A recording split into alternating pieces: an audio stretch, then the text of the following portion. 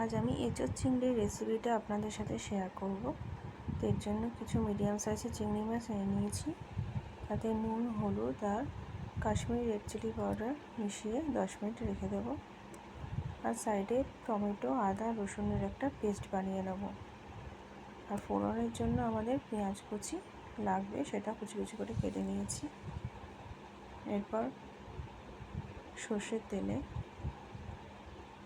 চিংড়ি মাছগুলোকে ভালো করে ভেজে তুলে নিয়ে ওই তেলের মধ্যে একটা কাঁচা লঙ্কা, শুকনো লঙ্কা, তেজপাতা আর পেঁয়াজ কুচিগুলোকে ফোড়ন দিয়ে দেবো। আমি একটা আলুও নিয়ে নিয়েছি, ছোটো ছোটো করে কেটে নিয়েছি।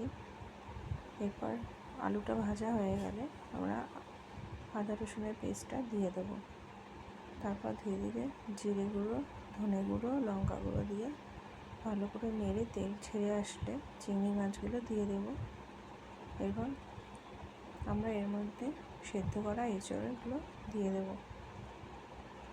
একটু নাড়াচাড়া করে জল দিয়ে 2 মিনিট রেখে দিলেই আমাদের এঁচোড় চিংড়িটা রেডি হয়ে যাবে। ভাত, রুটি, পরোটা যা কিছুর সাথে এটা পরিবেশন করা যেতে পারে।